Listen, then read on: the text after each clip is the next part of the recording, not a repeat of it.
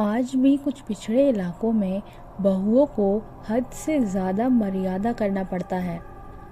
मेरी बहू एक ऐसी कहानी है जो समाज में फैली कुरीतियों से पर्दा उठाएगी। एक बहुत ही प्राचीन गांव था जहां लोग पुराने रीति रिवाजों के तहत अपना जीवन व्यतीत किया करते थे। गांव में किशोर अपने माता पिता और पत्नी के साथ रहता था। किशोर की पत्नी शीतल शहर की पढ़ी लिखी लड़की थी, इसीलिए उसे गांव के रीति रिवाजों में ज़्यादा दिलचस्पी नहीं थी। फिर भी उसे परंपराओं के अनुसार गांव के लोगों के सामने सर ढककर रखना पड़ता था।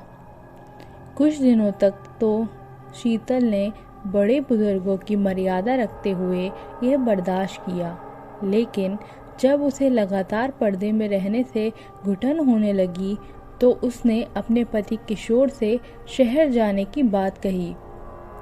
किशोर गांव में ही पला बड़ा था, इसीलिए उसे शहर जाने में कोई रुचि नहीं थी। उसने अपनी पत्नी को समझाते हुए कहा, यहाँ हमारा पूरा परिवार है और हम इसे छोड़कर नहीं जा सकते।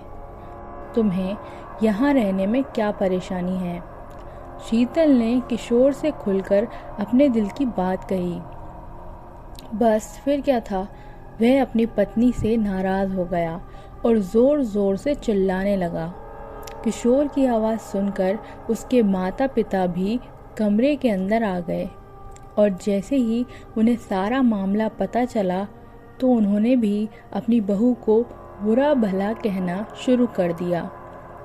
सारे परिवार की बातें सुनकर शीतल की आंखों में आंसू आ गए। शीतल को समझ में नहीं आ रहा था कि वह अपने पति को कैसे समझाए।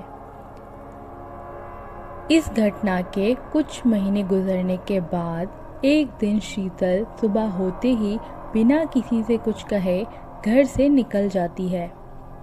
काफ़ी दूर पैदल चलने से उसे थकान महसूस होने लगती है, इसीलिए वह एक सुनसान जगह पर बैठ जाती है।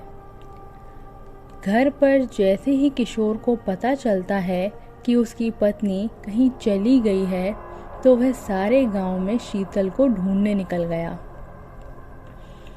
किशोर गांव के चारों तरफ जोर जोर से आवाज़ लगाते हुए अपनी पत्नी को खोज रहा था। जब वह कहीं दिखाई नहीं दी तो सभी की चिंताएं बढ़ने लगती हैं। लेकिन इसी बीच एक बुजुर्ग व्यक्ति गांव वालों से आकर बताता है कि इस गांव की एक महिला रास्ते में एक सुनसान जगह पर अकेली बैठी है। यह बात सुनते ही किशोर तुरंत उसी तरफ दौड़ लगा देता है। किशोर को भागता देख गांव के लोग भी उसके पीछे भागने लगते हैं। जैसे ही किशोर शीतल के नज़दीक पहुंचा, उसे देखते ही उसके होश उड़ गए, क्योंकि शीतल अपने बिखरे बालों के साथ मिट्टी से खेल रही थी। शीतल को ऐसी स्थिति में देख गांव वालों को लगा ज़रूर यह कोई भूत बला है जो शीतल के पीछे पड़ गई है। सभी ने शीतल को काबू में करने की बहुत कोशिश की, लेकिन शीतल सभी को धक्का मारते हुए ज़ोर ज़ोर से रोने लगी। उसके रोने की आवाज़ किसी पुरुष की तरह लग रही थी। जैसे तैसे करके शीतल को घर लाया गया। गांव के सभी लोगों को शीतल की हरकतें भूतिया गतिविधि की ओर इशारा कर रही थी, इसीलिए सभी ने तांत्रिक बुलाने को कहा। किशोर ने अपने कुछ रिश्तेदारों की सलाह से एक जाने माने तांत्रिक को बुलाया। तांत्रिक ने आते ही चारों तरफ एक घेरा बनाया और खतरे से बचने के लिए सभी को उस घेरे के अंदर रहने को कहा और शीतल के कमरे में अकेले ही चला गया। अंदर पहुंचते ही उसने शीतल को चेतावनी देते हुए कहा, साफ साफ बता दो यह नाटक क्यों कर रही हो, नहीं तो तुम्हें बहुत तकलीफ होगी। शीतल तांत्रिक को देखते ही आक्रामक होने लगी। तभी तांत्रिक ने शीतल के बाल पकड़कर दोबारा कहा, मैं अच्छी तरह से जानता हूँ, भूत प्रेत नाम की कोई चीज़ नहीं होती। मैं कई वर्षों से इसी तरह लोगों के भ्रम दूर करता आया हूँ। तुम्हारे घर वालों को समझाना मुश्किल है, लेकिन तुम अच्छी तरह से जानती हो कि तुम यह नाटक कर रही हो। तांत्रिक की बात सुनते ही शीतल की आंखों में आंसू आ गए और उसने रोते हुए अपना झूठ कबूल कर लिया। शीतल ने तांत्रिक को बताया कि वह शहर की पढ़ी लिखी लड़की है, उसे ज़्यादा बंधनों में रहना पसंद नहीं। उसने कई बार अपने पति से यहाँ से दूर चलने को कहा, लेकिन जब वह नहीं माने तो मजबूरी में आकर उसने चुड़ैल चढ़ाने का नाटक किया ताकि वह अपने मन मुताबिक जी सके।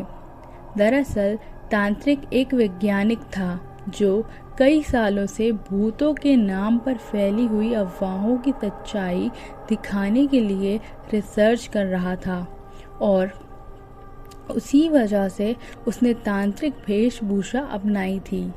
उसने शीतल को सबके सामने चुड़ैल की हकीकत बताते हुए माफ़ी मांगने को कहा। जैसे ही गांव वालों को पता चला कि शीतल अपने परिवार के सामने सिर ढकने से बचने के लिए चुड़ैल का ड्रामा कर रही थी, तो उन्हें आज से पहले गांव में हुई सभी भूतिया घटनाओं पर संदेह होने लगा। तांत्रिक के समझाने पर शीतल के घर वालों ने उसे उसके पति के साथ शहर जाने की इजाज़त दे दी। तांत्रिक की वैज्ञानिक सोच ने लोगों में भूतों के प्रति फैले अंधविश्वास को गहरी चोट दी थी, लेकिन यह तो सिर्फ एक शुरुआत थी और इसी के साथ ये कहानी समाप्त हो जाती है। Thank you for watching my video. अगर आपको मेरी कहानियाँ अच्छी लगती हैं तो प्लीज़ मेरी वीडियो को लाइक कीजिए, चैनल को सब्सक्राइब कीजिए। Thank you so much.